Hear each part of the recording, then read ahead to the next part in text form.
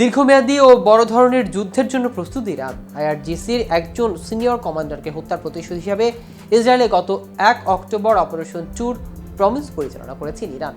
Israeli সামরিক বাহিনী এবং গোয়েন্দা ঘাঁটি লক্ষ্য করে প্রায় 200টি ক্ষেপণাস্ত্র নিক্ষেপ করেছে দেশটি। এই অপারেশনের পর থেকেই পশ্চিমাদের কাছ থেকে ইরানের ওপর চাপ বাড়ছে, আর সেই চাপের মধ্যে এবার ইরান জানিয়েছে দীর্ঘমেয়াদী ও বড় ধরনের যুদ্ধের জন্য প্রস্তুত রয়েছে দেশটি।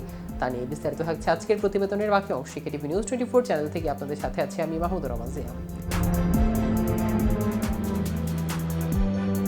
ইসলামিক রেভলিউশনারি গার্ড কর্পস কর্মীদের উদ্দেশ্যে প্রধান কমান্ডার বলেন, ইরানের সশস্ত্র বাহিনী বড় ধরনের যুদ্ধ ও দীর্ঘমেয়াদী সংঘাত তৈরি হলে দেশকে রক্ষা করার জন্য সম্পূর্ণ প্রস্তুত। ইসলামী বিপ্লবী গার্ড কোরের কমান্ডার মেজর জেনারেল হুসেইন সালামি জানান, বছরের পর বছর ধরে আমরা বিশ্বের বৃহৎ শক্তি এবং তাদের আঞ্চলিক প্রক্সিদের সঙ্গে বড় আকারের যুদ্ধ এমনকি দীর্ঘমেয়াদী সংঘর্ষের জন্য প্রস্তুতি নিচ্ছে। সেই সঙ্গে তিনি জানান, ইরানি বাহিনী যে শক্তি অর্জন করেছে তা কয়েক দশকে সার্বক্ষণিক প্রচেষ্টার ফল। ইসরায়েলে চালানো অপারেশনের ট্রু প্রমিসের বিষয়ে ইঙ্গিত দিয়ে সালামি বলেন, এই কর্তৃত্ব স্বীকৃত। আমাদের সত্যিকারের প্রতিশ্রুতি এই শক্তি প্রদর্শনের একটি অংশ ছিল। প্রতিদিন দেশের সব অংশে ক্ষেপণাস্ত্র এবং ক্ষেপণাস্ত্র ব্যবস্থার সংখ্যা বাড়ছে জানিয়ে আইআরজিসির প্রধান বলেন, ইরানি ক্ষেপণাস্ত্রগুলি গুণমান, পরিমাণ ও নকশার প্রতিদিন বিকাশ করছে, যে কারণে আজ আপনারা ধারাবাহিক তরঙ্গে একযোগে শত শত প্লেনে গুলি করতে পারেন। ইরান নিজেদের স্বাধীনতা, পরিচয়, বিশ্বাসযোগ্যতা এবং কর্তৃত্ব রক্ষার জন্য কখনোই কোনো বিদেশি শক্তির উপর নির্ভর করেনি।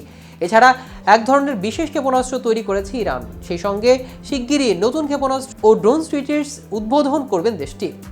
এমন তথ্য জানিয়েছে ইরানের Islamic Revolutionary Guard Corps commander major general Hossein সালামি।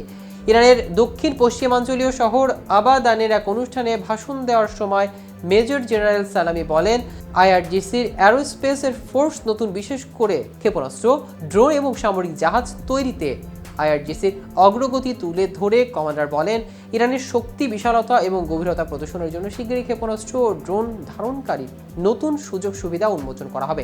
মধ্যপ্রাচ্যের সম্প্রতি অস্থিরতা ইরানের দুর্বল হয়ে পড়ে এমন ধারণাও কমান্ডার উড়িয়ে দিয়ে বলেন, ইরান কৃত্রিম বুদ্ধিমত্তা ব্যবহার করে হাজার হাজার কিলোমিটার দূরে লক্ষ্যবস্তুতে আঘাত করার প্রস্তুতি তৈরি করছে, যা বিশ্বের অর্থনীতি ও শক্তির একটি বড় অংশ নিয়ন্ত্রণ করে।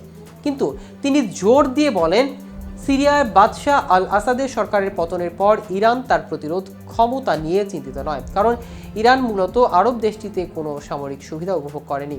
তিনি আরও বলেন, আমাদের প্রতিরোধ ক্ষমতা অন্য কোনো দেশের ভিত্তিতে তৈরি করা হয়নি। ইরানের প্রতিরোধ ক্ষমতা সম্পূর্ণরূপে তার নিজস্ব ভূখণ্ড, সংকল্প, সিদ্ধান্ত ক্ষমতা ও কর্মক্ষমতার উপর প্রতিষ্ঠিত।